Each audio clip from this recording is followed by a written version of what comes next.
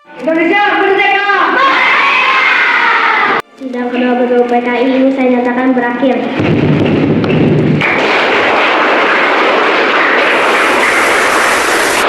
Jepang meyakinkan bangsa Indonesia tentang kemerdekaan yang dijanjikan dengan membentuk Badan Penyelidik Usaha-usaha Persiapan Kemerdekaan Indonesia. Badan itu dalam bahasa Jepang disebut Dokuritsu Junbi Chosekai. Jenderal Kumakichi Harada, Komandan Pasukan Jepang untuk Jawa pada tanggal 1 Maret 1945, mengumumkan pembentukan BPU PKI.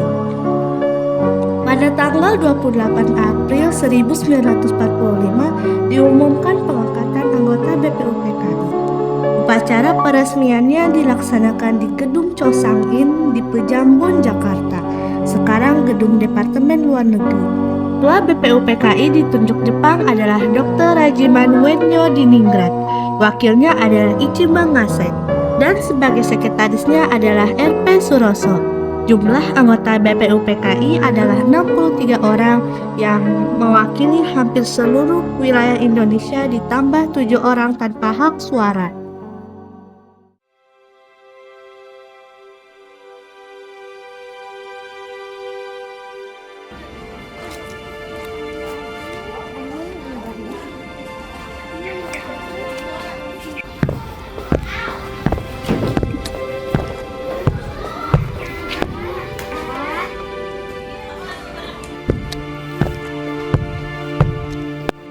Sidang pertama BPU PKI tanggal 29 Mei 1945.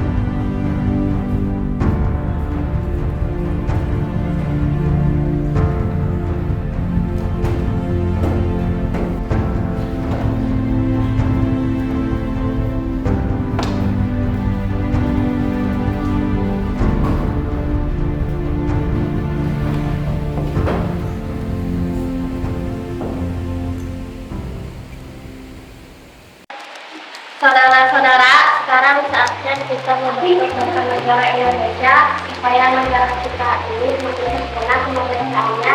Barangkali ada saudara-saudara yang melihat keselamatan dan menjadi negara. Saya berniat mengusulkan dasar negara itu. Saya pun ingin mengusulkan dasar negara itu. Saya juga ingin mengusulkan dasar negara itu. Terima kasih saudara-saudara berniat mengusulkannya, tetapi harap pergantian. Untuk itu saya urutkan mulai dari Muhammad Yamin, lalu Dr. Supomo, lalu Insinyur Soekarno. Sama-sama mari kita dengarkan pendapat yang akan dikemukakan oleh Muhammad Yamin. Beliau mengusulkan. Assalamualaikum warahmatullahi wabarakatuh. Waalaikumsalam warahmatullahi wabarakatuh. Terima kasih saudara-saudara bersedia mendengarkan usulan dasar negara yang hendak diusulkan.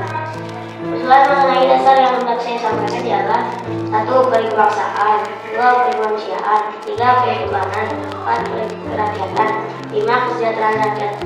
5 dasar tersebut saya beri nama asas dan dasar negara kebangsaan Republik Indonesia. Demikian usulan mengenai dasar negara dari saya, mohon dipertimbangkan. Saya akhiri. Terima kasih dan wassalamualaikum warahmatullahi wabarakatuh. Pemikiran yang bagus dari Muhammad Yamin. Usulan Anda tersebut akan kami pertimbangkan, namun kita tunggu usulan dari Dr. Supomo dan Insinyur Soekarno. Untuk sidang hari ini kami nyatakan berakhir dan akan dilanjutkan sidang berikutnya pada tanggal 31 Mei 1945. Esokan harinya, pada tanggal 31 Mei 1945, giliran Dr. Supomo yang menyampaikan pendapat di depan para anggota BPU PKI. Hari ini sedang pada BPU PKI saya buka, dan mari kita dengarkan usulan yang akan disampaikan Dr. Supomo. Kepada beliau kami persilakan menyampaikan pendapatnya. Assalamualaikum warahmatullahi wabarakatuh. Waalaikumsalam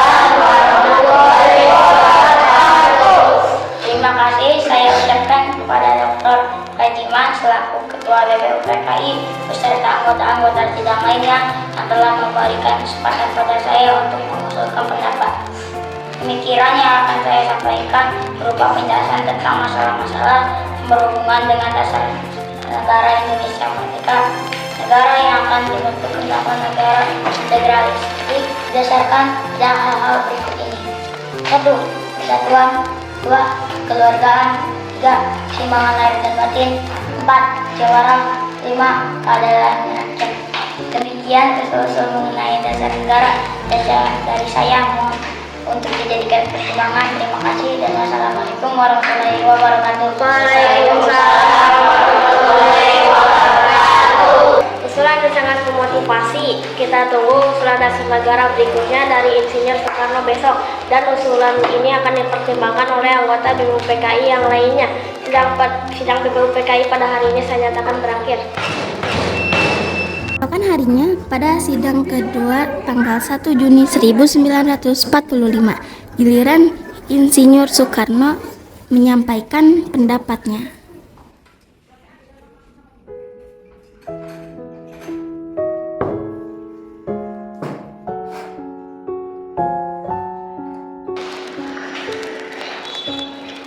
Assalamualaikum warahmatullahi wabarakatuh.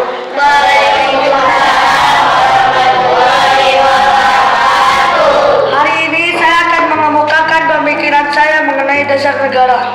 Usulan-usulan ini mohon didengarkan dan dipertimbangkan dengan baik. Berikut usulan yang akan saya sampaikan. 1. Kebangsaan Indonesia atau nasionalisme. 2. Politik kemanusiaan atau internasionalisme. 3. Mufakat atau demokrasi. 4. Kesejahteraan sosial. 5. Ketuhanan dengan kewajiban menjalankan syariat Islam bagi pemeluk-pemeluknya. Saudara-saudara, dasar-dasar negara telah saya usulkan 5 bilangannya. Saya namakan dasar negara ini sesuai petunjuk dari teman ahli bahasa saya dengan nama Pancasila. Sila artinya asas atau dasar, dan di atas kelima dasar itulah kita mendirikan negara Indonesia kekal dan abadi. Sekian dari saya. Wassalamualaikum warahmatullahi wabarakatuh. Menurut saya, sebaiknya sila pertama yang berbunyi ketuhanan dengan kewajiban melaksanakan syariat bagi pemeluknya sebaiknya diganti karena dapat mengurangi permusuhan di antara yang muslim dan non-muslim suatu saat nanti. Menurut Anda sebaiknya diganti dengan apa?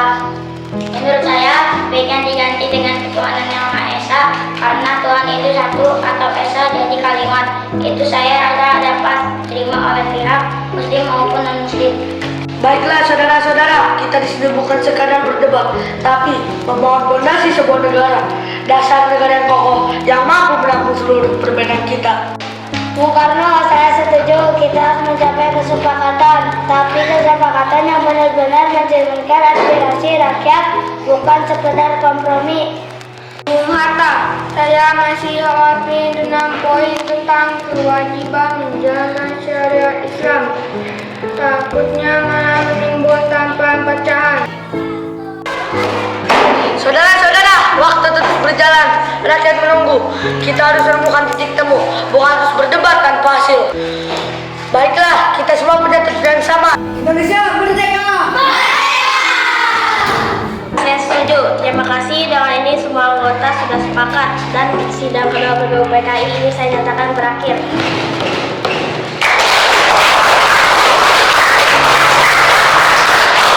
Akhirnya, pada sidang kedua tersebut, Pancasila berhasil mencapai kesepakatan dengan isinya yang berbunyi 1. Ketuhanan yang Maha Esa. 2. Kemanusiaan yang adil dan beradab. 3. Persatuan Indonesia.